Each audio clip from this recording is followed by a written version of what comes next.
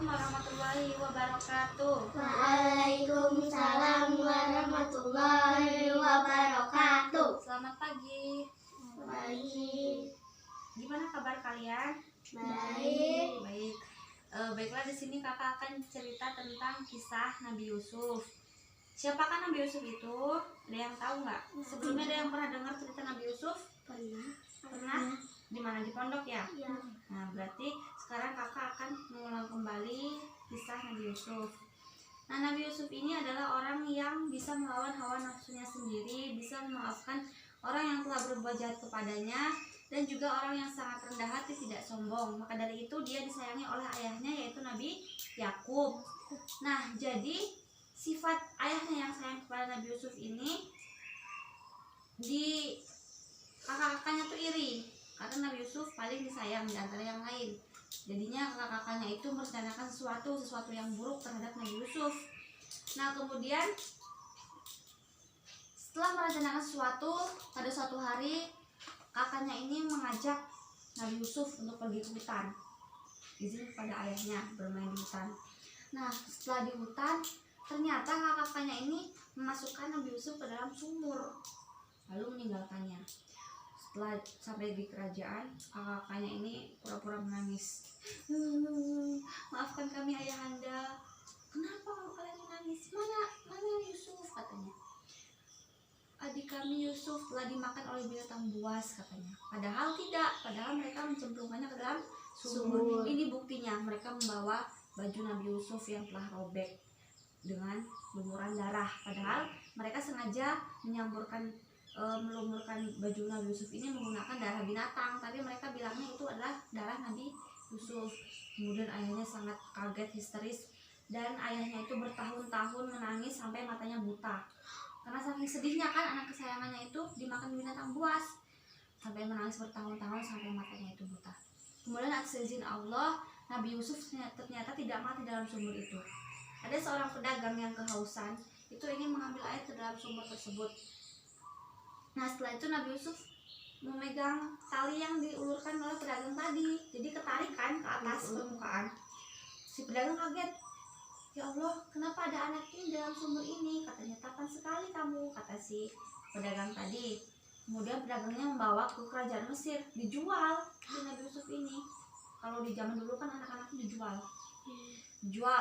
Kemudian dengan harga mahal, tidak ada yang ingin membelinya. Tetapi di suatu kerajaan Mesir itu ada yang sanggup membelinya dengan harga yang mahal.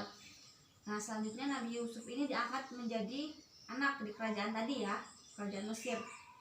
Diangkat anak. Kemudian ada juga pasangan pembawa kebesaran raja, yaitu bernama Zulaika dan juga Kitfir. Nah, si Zulaika ini sangat mengagumi ketampanan Nabi Yusuf, sampai akhirnya Zulaika jatuh cinta kepada Nabi Yusuf, padahal si Zulaika udah mempunyai suami. Nah, pada suatu hari Zulaika ingin berbuat yang tidak baik terhadap Nabi Yusuf, tapi Nabi Yusuf tidak mau melakukan perbuatan tersebut. Lalu Zulaika memfitnah Nabi Yusuf tersebut. Kemudian Nabi Yusuf dimasukkan ke dalam penjara oleh raja tadi, masuk ke dalam penjara. Kemudian setelah itu Allah memberikan mukjizat. Nabi Yusuf dalam penjara itu bisa menafsirkan mimpi. Maksudnya itu bisa mengartikan mimpi. Nah, suatu hari raja itu bermimpi ada 7 ekor sapi yang gemuk-gemuk, gendut, itu sedang makan rumput. Lalu melihat lagi ada 7 ekor sapi kurus juga sedang ikut makan rumput. Kemudian 7 ekor sapi yang gemuk itu dimakan oleh 7 ekor sapi yang kurus. Lalu raja bangun. Apakah arti dari mimpi aku tadi? Katanya, kaget kan. Lalu dia menanyakan kepada ahli-ahli penafsir mimpi, tapi tidak ada yang sanggup menafsirkan mimpi tadi. Kemudian ada pembantu kerajaan bilang, wahai raja, ada seseorang yang bisa menafsirkan mimpi, tapi orangnya dalam penjara. Siapa? Itu Nabi Yusuf, katanya kan. Lalu Nabi Yusuf dipanggil oleh raja. Wahai Yusuf, saya bermimpi tadi kan, ceritakanlah. Kata si Nabi Yusuf, begini Paduka, katanya, begini raja. Maksud dari mimpi raja itu adalah bahwa kerajaan di Mesir ini kita akan 7 tahun mengalami kesuburan. Tahu nggak kesuburan? Kesejahteraan, tumbuhan-tumbuhan akan panen-panen besar-besaran. Nah setelah itu 7 tahun yang akan datang juga akan mengalami kemarau panjang katanya. Jadi selama kita panen itu kita gunakanlah simpan untuk masa kemarau 7 tahun yang akan datang katanya. Setelah itu akhirnya Nabi Yusuf tidak dikeluarkan dari penjara akhirnya karena telah menafsirkan mimpi raja. Jadi sekarang Nabi Yusuf diangkat jadi menteri pangan tentang makanan di kerajaan dan orang yang dipercaya menjaga harta kerajaan. Nah setelah itu Nabi Yusuf sudah diangkat jadi orang yang sangat penting, istimewa di raja itu. Nah kemudian si Zulaikha, tahu nggak yang tadi fitnah itu, dia kan diusir dari kerajaan. Sekarang dia jadi orang miskin, suaminya sudah meninggal. Dia jadi pokoknya mukanya sudah sangat jelek sekali, udah keriput. Nah pada suatu hari Zulaikha ini selalu berdoa, ya Allah, aku ingin Nabi Yusuf. Dia tuh memang benar-benar cinta kepada Nabi Yusuf. Dia menyimpan rasa cintanya itu setelah bertahun-tahun. Nah Nabi Yusuf kemudian pada suatu malam itu melewati rumah Zulaikha, mendengar doa Zulaikha